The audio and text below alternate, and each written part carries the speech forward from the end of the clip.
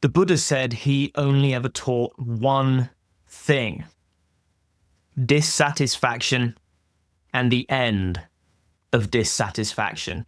Now, you may not have heard that terminology before, because there is I wouldn't say a inaccurate translation or a mistranslation. We can't go that far, but we can say it's not the most accurate translation that is the common translation.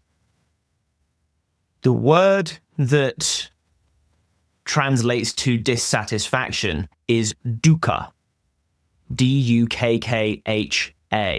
This word is in Pali, the language that the Buddha spoke. And this word dukkha is most often translated to mean suffering. If you've heard any Buddhist teachings anywhere, you'll have heard people using the term suffering. I have an issue with that translation. And that issue is that the word suffering is too close in English to the word pain. And so we have millions of people interested in the Buddha's teaching, or in spirituality in general, hearing that it's about the end of suffering and thinking that that means they're going to somehow be free of pain.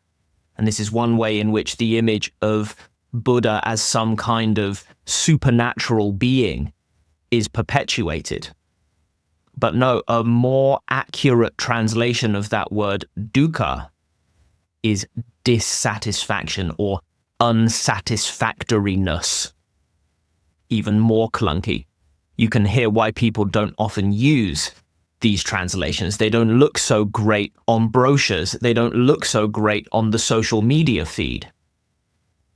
But accuracy is so important here, because pain is not optional. When the Buddha stubbed his toe, it hurt. At least, that's the way I would bet he would talk about it if I were able to hop in a time machine and have a conversation with him. What the Buddha didn't experience, what enlightened people don't experience, is dissatisfaction about that pain. Oh, I stubbed my toe. It's that simple. The enlightened being may even shout fuck when they stub their toe. But that's it. It's like a sneeze. It's a natural expression in reaction to a phenomena that occurs. The reaction is just the same as the stubbing of the toe, the pain that follows, and then it's gone. Just like all thoughts, all feelings, it's like a line drawn in water. It just vanishes naturally afterward. Contrast this with how we usually deal with pain, and we might be thinking, why am I so clumsy? Why am I always doing stupid shit like this? I need to look where I'm going. I need to wake the fuck up. Why am I always screwing everything up? Why is my life such a mess? Why can't I just get it together? And we're into that cycle of what the Buddha called discursive thought, telling a story about ourselves, all because we stubbed our toe, which was a very simple thing at the time of its happening.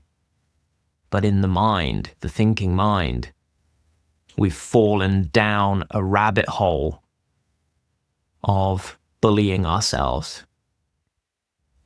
And so that bullying, that discursive thought, that negative reaction, that resistance, that rejection of what occurred is what the Buddha said is optional, is what the Buddha said can be ended, and he said it could be ended by means of what he recommended, the teachings and practices that he recommended. But he said he only ever taught this simple teaching, dissatisfaction and the end of dissatisfaction, and that everything else that he taught was an elaboration on this simple teaching, which I've pretty much just run you through now.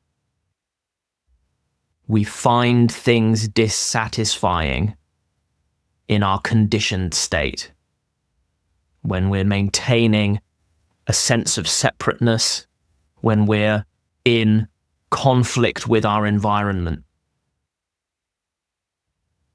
But when through practice and insight, through mindfulness, through seeing things as they really are instead of how we think they are, then we cut through that dissatisfaction.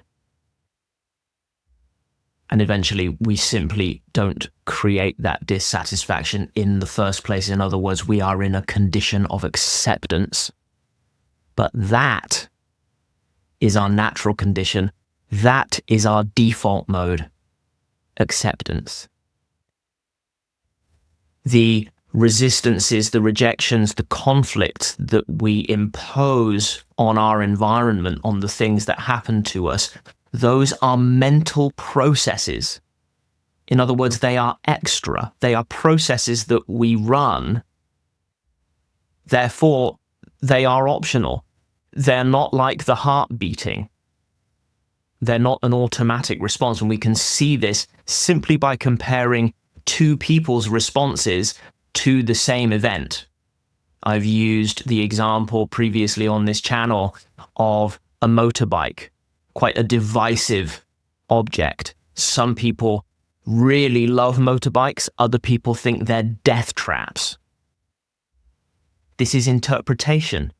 As I've said before, the motorbike does not have a magical aura that makes people feel a certain way. It just doesn't work like that. And this is obvious. I mean, this is rudimentary discernment. Another thing that the Buddha recommended, discernment. This is what he means when he says, look into things to see them as they really are. Oh, my interpretation of the motorbike is not the motorbike. The motorbike is not trying to offend anyone. It's just a bunch of other smaller objects assembled into this thing we call a motorbike. And then everyone has these strong reactions to it due to their interpretation. And if there is dissatisfaction in that interpretation, well, the solution is to stop interpreting. To see that all these interpretations that we make, that we feel are automatic, are in fact optional. So this is the summary version, the quick version of what the Buddha meant with that core teaching. Dissatisfaction and the end of dissatisfaction. If you'd like to find out where you're at in your mindfulness journey, take my 1-minute quiz. There's a link in the description just below. If you liked this teaching, do all the stuff that tells YouTube that you want to see more of them.